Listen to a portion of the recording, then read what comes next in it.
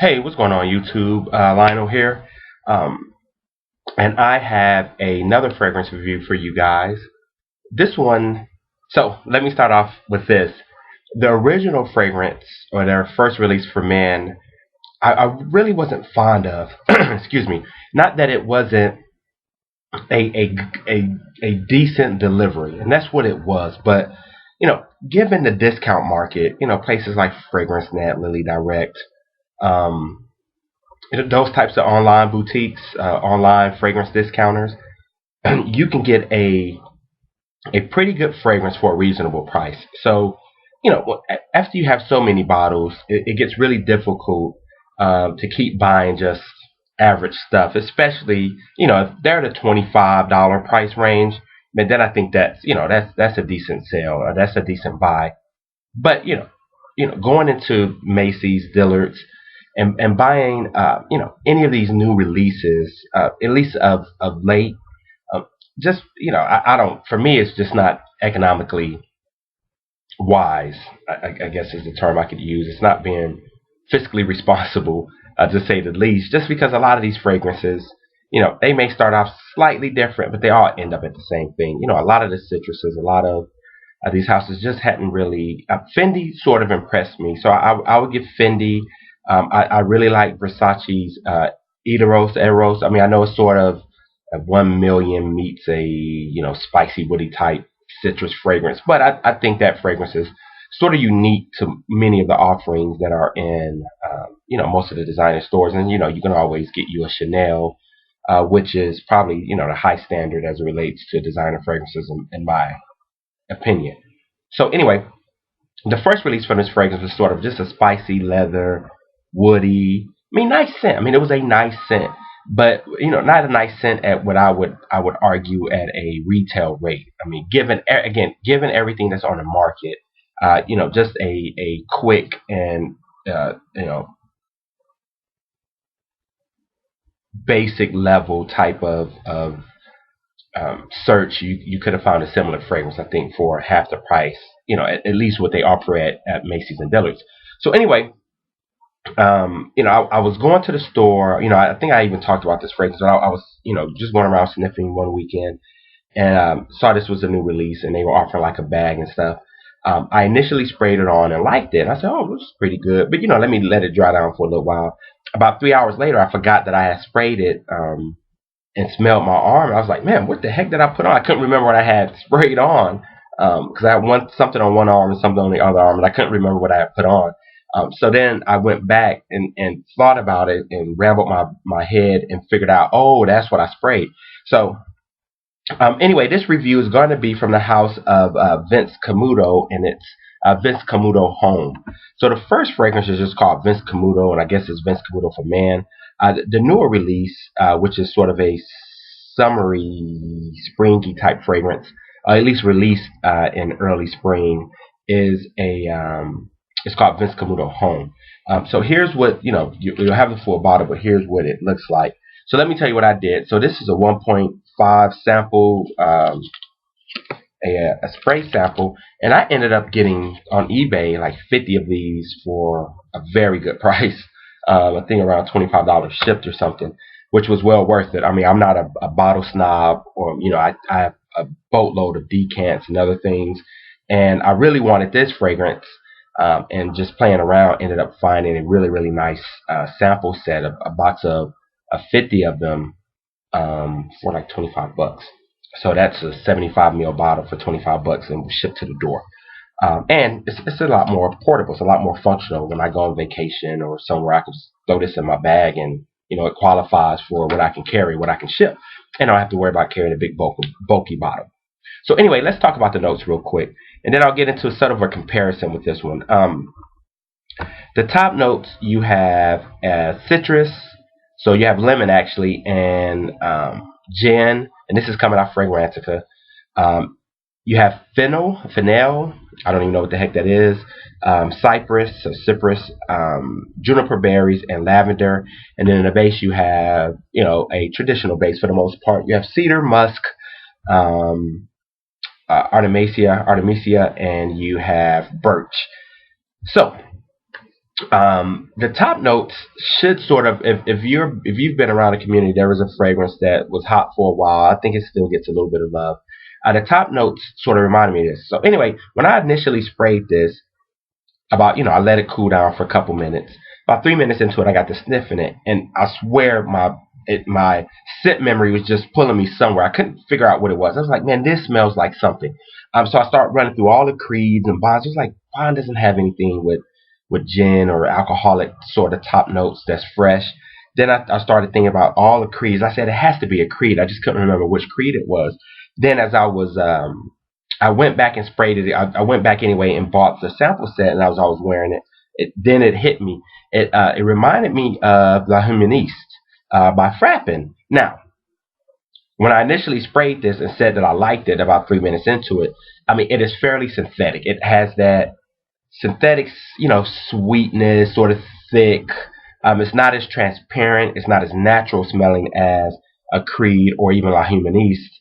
But it does smell good, and it sort of has a boozy, bright citrus sort of fruitiness to it, which really reminded me again of La Humaniste. Where La Humaniste is sort of fizzy, almost Sprite-like. This one sort of becomes has a powdery component, and I really think that's driven by the lavender that's in the heart. So I think it's the lavender and sort of the citrus, the citrus oils, essential oils, or whatever they use. Kind of has a, sort of a generic feel to it, but it's complex enough that I think it separates itself from most offerings in your local store, your local dealers and Macy's. Anyway, so that's what I would compare it to. I would compare this to La Humaniste, sort of. Again, this is a bit powered, a bit thicker, a little sweeter, a lot more synthetic than La Humaniste. But on the flip side, the longevity on this beats the brakes off of La Humaniste. La Humaniste, for a $150 bottle, it lasts tops on me an hour and a half. I get maybe from the 1270, I probably got 2.5, 3 hours. This La Humaniste gives me an hour and a half, couple hours before I'm like literally digging in my arms. And I am anti lack of longevity kind of guy. I mean, most fragrances that people complain about, I get very good longevity out of. But for some reason, the House of Frappin has a serious problem on my skin, and La Humaniste is one of the worst. So when I think of a price value ratio on it, it's just it serves me no purpose. I would never. I split like 3 bottles of it, and glad I didn't buy the full bottle, and glad that I was willing. I easily got rid of the decant I had, or actually I think I kept one of the bottles and swapped that out. It was horrible. Anyway, so let's get into this one. So when you spray it on, you kind of get a boozy lemon type of aroma. That's within 30 minutes, it kind of has a fruity, powdery sort of, just not powdery, but sort of a thickness, sort of like if sort of like Dior Homme, Eau de Dior, whatever the new one, the blue, the pretty bottle, the blue one, sort of like that. Sort of feels a little bit of like if La Humaniste met Eros at the top, Eros, however you pronounce it, at the top, it sort of has that kind of feel to it. But again, it's sort of a sharp lemon and a sharp gin, which really helps. And this juniper berry is fruity, so it kind of gives it a fruity component. And that lasts, a couple of hours. You get that couple, 2-3 hours, and then the heart notes start coming in, and what you're met with is this woodiness, but this birch comes in, and I swear it has that birchiness that I get out of Ventus. It sort of has that birchy feel with some woodiness and some musk, and that gin, sharp, lemony, fruity kind of thing stays around, and these two mix. And that's why I really, really enjoy this fragrance. I mean, now the top 3 hours I think is fun. It's mature with sort of a playfulness to it, and then at heart it starts to get a little more mature, woody, very nice. I mean, perfect signature fragrance. I mean, I'm telling you, you can wear this thing year round. The longevity, I'm getting about a good 6 hours. I'm smelling it. I mean, if you if you just kind of spray it around your neck and it gets on your shirt, it's gonna last all day. I get a good 8 to 10 hours as it relates to um, I get 8 to 10 hours as it relates to on cloth. So, um, so from a performance perspective, I give this one really high marks. Again, it does have a synthetic sort of feel to it, the powderiness, the fruitiness, the lemon, the citrus, but it reminds me of just a couple of really good designers mixed together, and with a bit of maturity. So for me at 36, I really like this is perfect for work, like day-to-day work.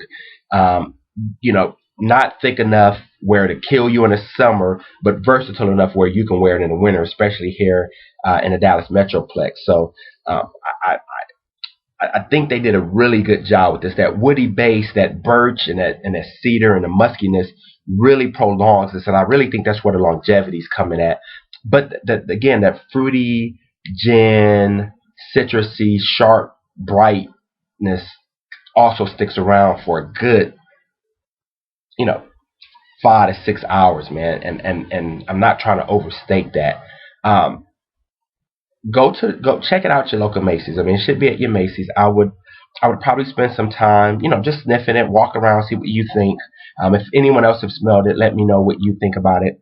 I think so. I purchased this one, and I would actually, for a designer fragrance, I wouldn't have mind pay. I mean, I actually considered paying retail for it, but I just shopped around and got lucky on the sample set. So again, I think it's well worth the value at retail. I think it's a versatile. If you're looking for a citrus that's sort of playful, you can wear out at night. You can wear it for a date scent. I mean, you can wear it for work scent. I think this one is high marks on versatility. So I give it, for a fresher fragrance, I give it a 5 for the endurance, the longevity, the performance of it. I give it another 5 out of 5 for versatility. Scent, I'll give it a 3.5, 3.5, as it relates to scent. And overall, I'll give this fragrance, I think, um, man, a good 4 and a good 4 at retail, and if you can get it discounted, man, a good 4.5. I think they did a really good job with this one. I'm really impressed with this house. I'm really impressed with this fragrance. So again, the first Vince Camuto, the black bottle, not so much impressed. Not bad. It's a good fragrance. Just something I just wouldn't reach for a lot. This one, I actually want to wear this a lot. So, and that's rare for me. So this is something I would reach for just if I'm leaving. This is like my Blue Day Chanel. So I mean, I would put this neck and neck with. So if you're a fan of Blue Day Chanel, I think this one can compete with that. Actually, I think you may end up liking this one a bit better than Blue Day Chanel from my perspective. If you wanted something a bit more fruity, I think this is a little more playful with a mature edge, and I give it Blue Day Chanel. I give it at a 4. I'll give this one a 4.25 then. Overall, great fragrance. Vince Camuto Homme, high marks. Give it a try. Let me know what you think. Don't walk by it the next time you see it. Give it a spray and let me know what your perspective is. Talk to you guys later. Keep doing your thing. Bye.